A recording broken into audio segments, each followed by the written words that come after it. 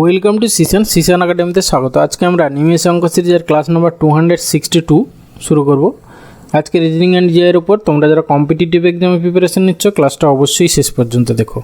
আজকে যে 10টা কোশ্চেন আছে কি কি আছে আমরা আগে প্রথমে শো করি। দেখো, ফার্স্ট কোশ্চেন এটা আছে তোমার ক্যালেন্ডারের কোশ্চেন। সেকেন্ড কোশ্চেন বুঝতে পারো সেই যে মানে ছক পূরণ, ঠিক আছে।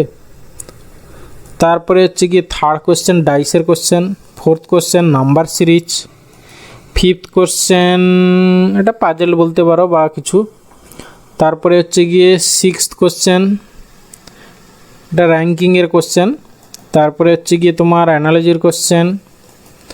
তারপরে এটাও সেই অ্যানালজিরই কোশ্চেন। তারপরে আছে তোমার এটাও একটা মানে পাজেলই বলতে পারো বা হচ্ছে গিয়ে এমনি অ্যারিথমেটিক বলতে পারো, যাই খুশি। তারপরে এটা হচ্ছে গিয়ে তোমার ডিরেকশন টেস্টের কোশ্চেন। তাহলে এই 10টা কোশ্চেন তোমরা আগে সলভ করে নাও, ওকে। তারপরে এবার আমার সঙ্গে অ্যান্সারগুলো মিলিয়ে নাও। দেখো ফার্স্ট কোশ্চেন কী ছিল? ফার্স্ট কোশ্চেন ছিল, দেখো, কোনো বছরে একটি নির্দিষ্ট মাসে 3টি সোমবারের তারিখ জোড় সংখ্যা ওই মাসের 15 তারিখ কী বার পড়বে, ঠিক আছে। আচ্ছা, প্রতিটা মাসে অ্যাটলিস্ট কটা করে 4টে করে তোমার যে কোনো বার থাকবে, ঠিক আছে। তাহলে তার মধ্যে বলি যে 3টে হচ্ছে জোড় সংখ্যা, ঠিক আছে।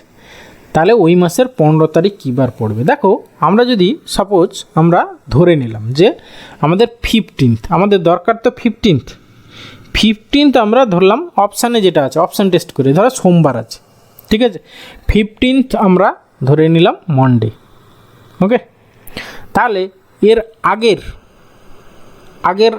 মানে এর সঙ্গে তুমি 7 যোগ করো বিয়োগ করো, তাহলে আগের পরের ইয়েগুলো পেয়ে যাবে। তাহলে 15-র সঙ্গে তুমি 7 যোগ করো, 7 5 12, তাহলে এরপরে 22 তারিখ হবে গিয়ে আবার সোমবার।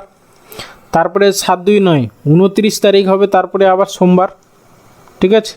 তারপরে এইদিকে দেখো তুমি 7 বাদ দিয়ে দাও, তাহলে হচ্ছে গিয়ে তোমার কত হচ্ছে 8 তারিখ হচ্ছে গিয়ে তোমার সোমবার হবে। তারপরে আবার 7 বাদ দিয়ে দাও, মানে 1 তারিখ হচ্ছে গিয়ে সোমবার, ঠিক আছে। তাহলে দেখো বলে যে 3টি সোমবার হচ্ছে গিয়ে তারিখ জোড় সংখ্যা হবে। তাহলে আমরা কটা পেলাম? 1টা আর 2টো জোড় পেলাম। তাহলে 15 তারিখ সোমবার হতে পারে না, ঠিক আছে। এবার তোমাকে 15 তারিখ ধরো বুধবার ধরতে হবে, ঠিক আছে। 15 তারিখ সাপোজ আমি কি ধরলাম, বুধবার। 15 তারিখ যদি বুধবার হয় তাহলে মন্ডে কী বার হবে, ঠিক আছে। বুধবার হচ্ছে গিয়ে তোমার 15 তারিখ, তাহলে হচ্ছে গিয়ে তোমার সোম মঙ্গল বুধ, তাহলে হচ্ছে গিয়ে 2 দিন বাদ দিয়ে দাও, মানে হচ্ছে গিয়ে তোমার 13 তারিখ। 13 তারিখ হচ্ছে গিয়ে সোমবার। 14 15 মঙ্গল বুধ 15 হলো, তাহলে 13 তারিখ যদি সোমবার হয় তাহলে হচ্ছে গিয়ে তুমি এখান থেকে 7 বাদ দিয়ে দাও, তাহলে 7 তারিখ হচ্ছে গিয়ে সোমবার। তারপরে এখানে আর তো হবে না, উপরের দিকে নিচে হচ্ছে গিয়ে তোমার হচ্ছে গিয়ে 7 3 10 20 তারিখ, আর হচ্ছে গিয়ে তারপরেরটা হবে গিয়ে 27 তারিখ, ঠিক আছে। তাহলে এখানে একটা পাচ্ছি জোড়, হ্যাঁ, 3টে জোড় সংখ্যা সোমবার বলেছি, তাহলে এইটাও হচ্ছে না। এরপরে আসবো আমরা শুক্রবার। তাহলে আমরা শুক্রবার যদি 15th যদি আমরা শুক্রবার ধরি, ঠিক আছে, তাহলে হচ্ছে গিয়ে তোমার শুক্রবার, তাহলে হচ্ছে গিয়ে এরপরে হচ্ছে গিয়ে শনি রবি সোম, মানে হচ্ছে গিয়ে তোমার 15 16 17 18 তারিখ তাহলে সোমবার হবে। আমাদের এইটা হয়নি। এরপরে ধরো 18 তারিখ একটা সোমবার হবে, ঠিক আছে। 18 তারিখ যদি সোমবার হয় তারপরে এরপরে 8 7 15 মানে 25 তারিখ একটা সোমবার হবে।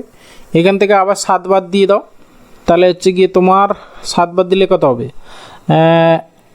11 তারিখ। তারপরে হচ্ছে গিয়ে তোমার 7 বাদ দিলে হচ্ছে গিয়ে 7 4 11 4 তারিখ। তারপরে এখানে দেখো 7 যদি যোগ করো 25-এর সঙ্গে 7 5 12 32 তো হবে না, তাহলে এইখানে আমরা 2টো পাচ্ছি, ঠিক আছে, 2টো জোড় পাচ্ছি। তাহলে এইটাও হচ্ছে না, তাহলে পড়ে থাকলে একটা, ব্যাস এটাই অবভিয়াসলি অ্যান্সার হতেই হবে। এবার সেটা আমরা একটু চেক করে নিই। দেখো, যদি আমরা 15th হচ্ছে গিয়ে আমরা কি ধরলাম, রবিবার, তাহলে হচ্ছে গিয়ে তোমার 16 তারিখ একটা সোমবার হবে। তারপরে হচ্ছে গিয়ে দেখো 7 6 13 23 তারিখ একটা, আর 7 3 10 30 তারিখ একটা, আর এইদিকে তুমি 7 বাদ দিয়ে দাও, তাহলে হচ্ছে গিয়ে তোমার 9, 7, 16 আর এখানে ধরো 2 তারিখ, ঠিক আছে। তাহলে বুঝতেই পারছো, তাহলে 16 তারিখ একটা যদি সোমবার হয়, হ্যাঁ মানে 15 তারিখ যদি তোমার রবিবার হয়, তাহলে হচ্ছে কি 16 তারিখ কী হচ্ছে, সোমবার হচ্ছে। 16 হচ্ছে, তারপরে 2, 9, হ্যাঁ 23 আর 30, তাহলে দেখো 1, 2, 3টে জোড় হচ্ছে, তাহলে অপশান ডি অ্যান্সার। ওকে, কোশ্চেনটা একটু বড়, হ্যাঁ আমি তো এইভাবে করলাম। যদি তোমাদের কোনো শর্টকাট প্রসেস থাকে অবশ্যই কমেন্টে জানিও, ঠিক আছে। দেখো আমিও সব জানি না, আমিও তোমাদের থেকে শিখতে পারি। কোনো কিছু বিষয়ে হয়তো আমার থেকে নলেজ তোমাদের বেশি হতে পারে, এগুলো স্বাভাবিক, সেইটা আমি অ্যাকসেপ্ট করি, ঠিক আছে। অনেকে হয়তো এটা করে না যে একটা বাচ্চা ছেলে আমার থেকে বেশি বলছে, এই রকম ইগো কিন্তু রাখবে না কখনো, তাহলে লাইফে শিখতে পারবে না। ওকে, যাই হোক, যদি কোনো শর্টকাট প্রসেস থাকে হ্যাঁ তাহলে অবশ্যই কমেন্টে জানিও।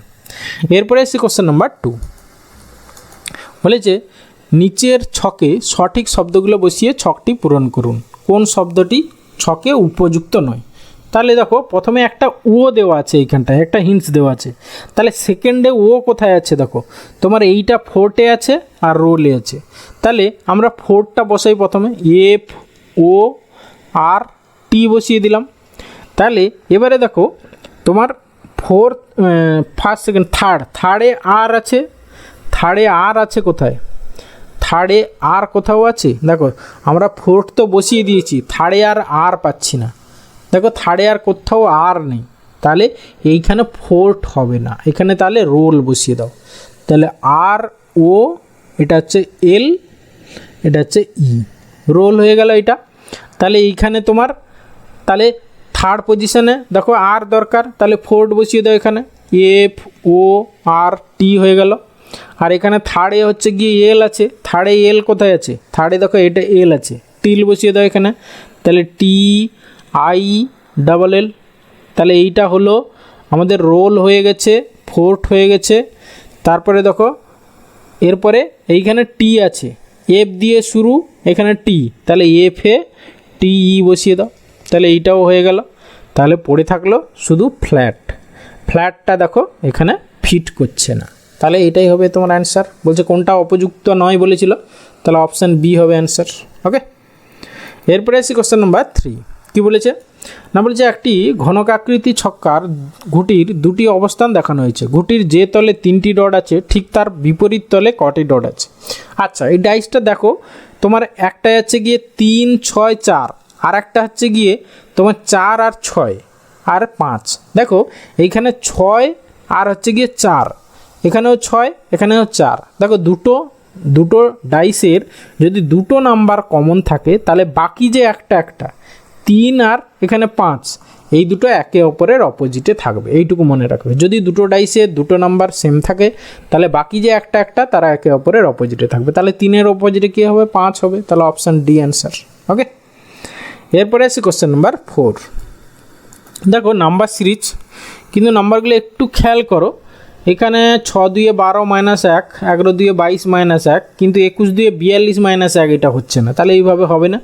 তাহলে আমরা যদি ধরো ডিফারেন্ট স্টেপ বের করি, 6, তারপরে 11, তারপরে 21, তারপরে 36, তারপরে হচ্ছে কি 56, তারপরে হচ্ছে কি ড্যাশ। তাহলে এখানে দেখো 6 5 11, তারপরে 10, তারপরে এখানে দেখো 15, এখানে দেখো 20। তাহলে বুঝতেই পারছি 5-এর মাল্টিপল, 5 2 10, 5 3 15, 5 4 20, 5 5 এরপরে 25 হবে। তাহলে 6 5 11 ইউনিট ডিজিট 1 হবে, মানে অপশান বি অ্যান্সার। ওকে, এরপরে আসি কোশ্চেন নাম্বার 5। কী বলেছে? একটি নকআউট প্রতিযোগিতায়, অর্থাৎ যে প্রতিযোগিতায় কেবলমাত্র বিজয়ী পরের রাউন্ডে চলে যাবে এবং পরাজিত প্রতিযোগিতা থেকে ছিটকে যাবে, তাহলে 22 জন প্রতিযোগী আছে, তাহলে প্রতিযোগিতায় মোট কতগুলো ম্যাচ হবে? 21টা ম্যাচ হবে, ঠিক আছে।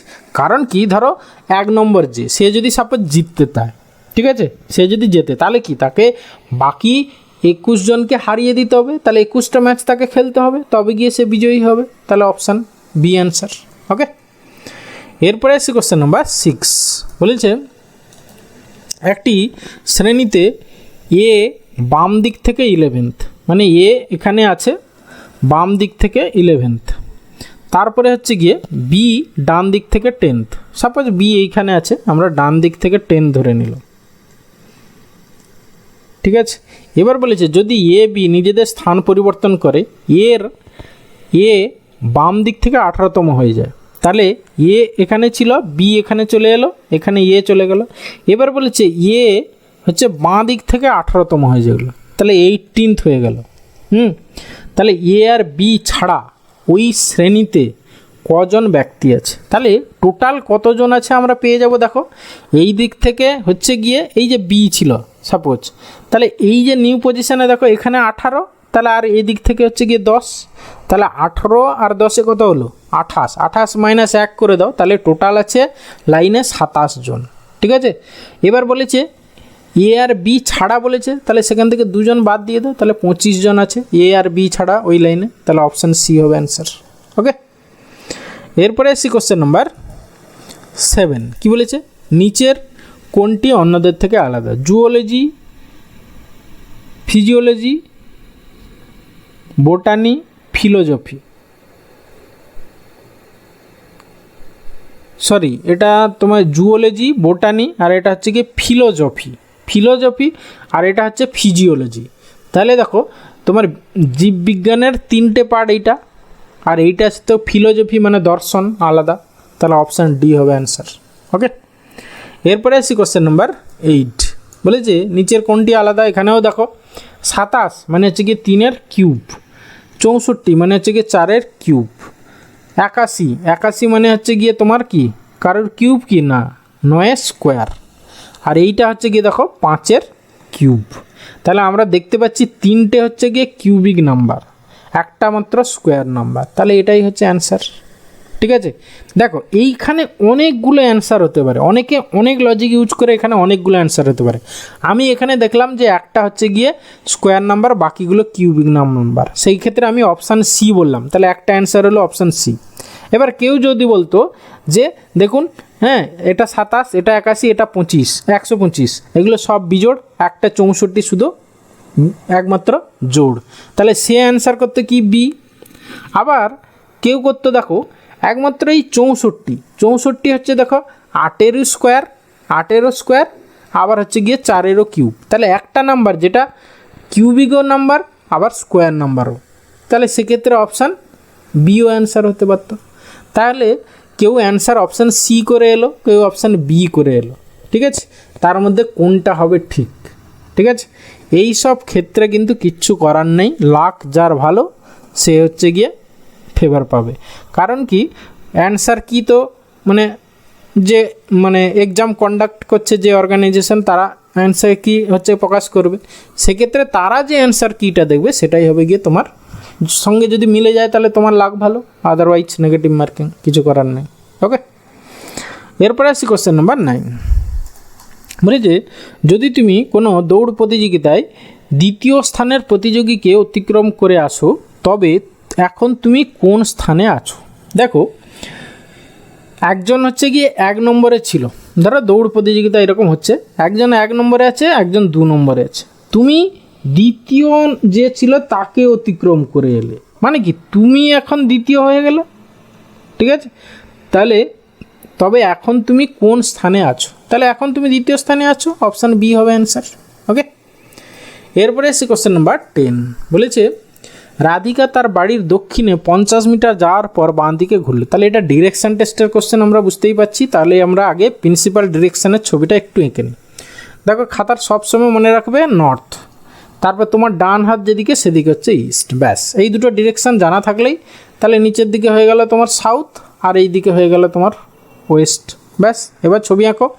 রাধা তার বাড়ির দক্ষিণে 50 মিটার যাওয়ার পর, তাহলে বাড়ির দক্ষিণে 50 মিটার গেল, তাহলে বাড়ি সাপোজ এইটা, এখান থেকে সে 50 মিটার এরকম গেল, তারপর বাঁ দিকে ঘুরলো, তাহলে এই দিকে আসছে, বাঁ দিকে ঘুরলো মানে হচ্ছে গিয়ে তোমার এই দিকে গিয়ে 20 মিটার গেল, তারপর উত্তর দিকে ঘুরে 30, তাহলে এইটুকু ধরো তারপর 30 গেল, তারপর বাড়ির দিকে হাঁটতে শুরু করলো, তাহলে বাড়ির দিকে মানে এই বরাবর সে যাবে। ঠিক আছে, তাহলে এইখানে যদি তার বাড়ি ছিল তাহলে এই বরাবর যাচ্ছে। এখন সে কোন দিকে হাঁটছে, মানে এই ডিরেকশান, মানে দেখো এই ডিরেকশান হাঁটছে, মানে হচ্ছে কি নর্থ ওয়েস্ট, মানে উত্তর পশ্চিম, মানে option C answer. Okay, thank you ভিডিওটা শেষ পর্যন্ত দেখার জন্য। আশা করি ভালো লাগলো, তাহলে অবশ্যই একটা লাইক করো, বন্ধুদের সঙ্গে শেয়ার করো, আর চ্যানেলে নতুন হলে অবশ্যই সাবস্ক্রাইব করো। ওকে, ভালো থাকবে, বাই।